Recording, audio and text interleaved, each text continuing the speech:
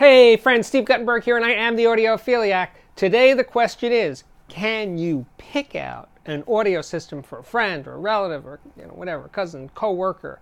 Is that possible? Can they say words something like, hey, Joe, I just want a nice system. You know a lot about audio. Just pick out something. I want to spend $1,000. You're the expert. I'm the idiot. Pick out something for me.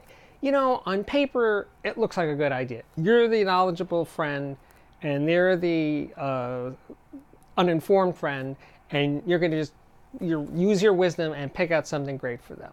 Sounds like a great idea. And believe me, I've been in that position of being the knowledgeable friend since I was a teenager.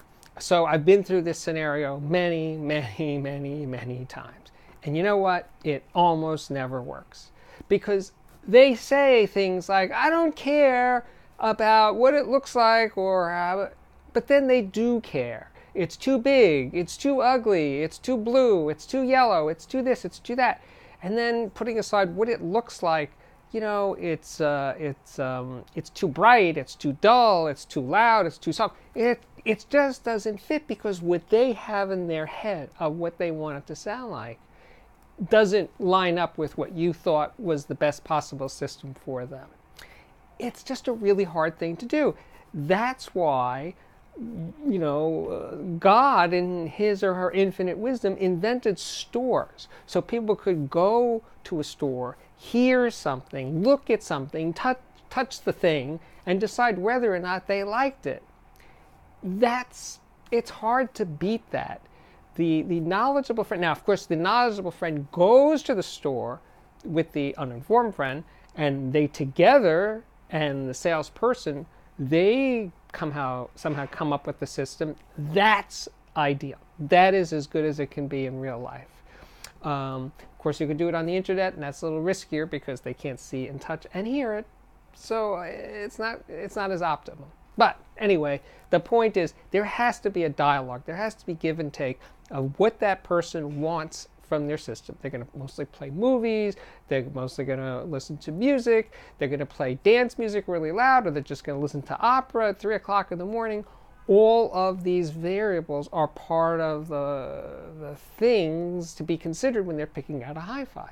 It's kind of like that, So if you're the knowledgeable friend, because if you're watching these videos, you're probably the knowledgeable friend, and your uninformed friend says, pick out a system for me, try to get them as involved as possible in the picking. Beyond the budget, which we started with, that's also not so easy to nail down because they'll say, oh, I don't know what a good system should cost. And right, well, that you can probably tell. Knowing them, knowing their finances and how they live, you'll have a rough idea of what would be in their comfort zone to spend on an audio system. So start with that. But then, the size, and show them pictures, and, talk about the things that I just talked about. And I think you could sort of narrow down the choices. But that discussion is crucial, absolutely crucial, in hoping that you're going to wind up with the system that makes them happy, and they don't bug you later on. So that's what I have to say about this scenario, because believe me, I've done it many, many times. Now, when I was a hi-fi salesman, that was different because I could sit the customer, the uninformed person, let's say, down in the chair and play them things, and they could hear it, and they could see it, and they could touch it. So it was vastly streamlined. Well, maybe not streamlined, but the end result was achievable because at least they were involved and they could hear it and make decisions for themselves. I'm making a decision. This is the end of this episode of the Audiophiliac Daily Show. Please come back often. Please subscribe to this YouTube channel, and I'll see you next time.